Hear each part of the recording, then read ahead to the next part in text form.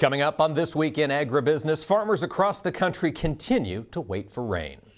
Hello, folks. Thanks for joining us for This Week in Agribusiness. I'm Mike Pearson in the studio this week, along with Max Armstrong. And Max, farmers across the country still looking at parched ground nearly everywhere. You know, even when a producer gets rain, it seems like he or she is pointing out that just a couple of miles away, there was no rain on some of the other fields that they've been operating on. It's patchy, to say the least. Yeah, we'll talk with Greg Solier a little bit later about that to try to get a handle on how the weather looks over the next few weeks. I think his feeling has been that those shower opportunities were going to be a little more frequent, and maybe some growers would get some help.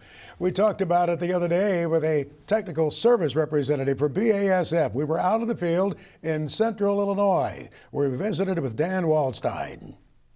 We've seen a lot of hit and miss in terms of rain coming through, and there's pockets that have done fairly well and got some spot showers here and there. There's others that have really struggled. I would say, from the areas I've seen, I haven't been across the whole Midwest, but parts of Nebraska, especially the eastern part, if it's not irrigated, it's in real drought stress scenario where they're pretty desperate for rain. There's certainly dry spots in Iowa and Illinois and some of the Midwest states as well. We're hoping for those summer rains to come through. I think we still have some great crop potential in terms of yield. And I think the genetics are pretty durable against some drought stress. So I would say to a farmer, encouraging words, don't give up yet. We still got a ways to go. I'd say we're still, maybe 5 innings in a 9-inning baseball game. So stick it out and keep doing what you need to do to be successful this year. Those late innings in soybean fields can really make a difference too, can't they? And even in corn, in the late development of the corn crop, if the rains suddenly turn on in July and August. Yeah, and I think we've seen that before where we've had a dry May and June, and then all of a sudden the rain kicks on in July and into August. And there's some later planted corn that still has some opportunities, I think, but certainly soybeans have a long way to go. So yeah, I would say try to be optimistic and let's pray for rain. Where we were talking with Dan Waldstein at Seymour, Illinois, wasn't that many miles away from the Farm Progress Show site at Decatur, Illinois. And the roadsides, the ditches, the yards are quite dry. Matt Youngman, Farm Progress Show manager, pointed out the fields don't look that bad.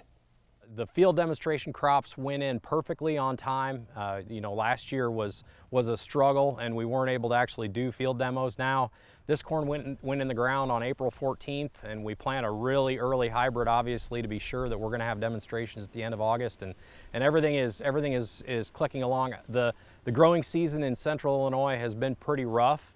The early planted corn got some roots down and has withstood the drought awfully well, surprisingly well, actually. When you look at the yards and the road banks as you drive here towards Decatur, it's kind of amazing how good this corn looks. So we're thankful for that. Have gotten just a couple of little rains here and there, and so things are in great shape for field demonstrations.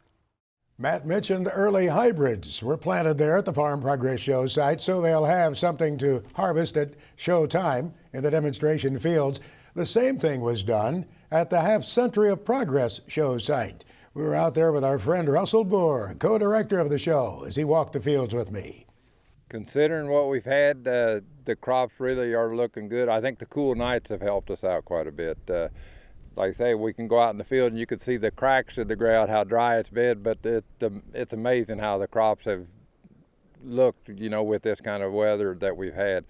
I don't know what it looked like 30 years ago with the kind of crops and stuff we would have had then. The genetics is just so much different these days. It's just really something that we've got here. So the beans, like say, you could see them. They've been sprayed not too long ago again, but there's a lot of blooms and stuff on them. So we're hoping for good stuff, that we can combine here coming in late August. So we go back in time with the equipment, but not necessarily in terms of the plant genetics. We rely heavily on modern technology there. Boy, that does make a difference. It really does. In 1988, we didn't have this kind of stuff, and we're about in that same kind of boat right now. If we get a rain pretty soon, I think everything all of a sudden is going to grow and really look good again.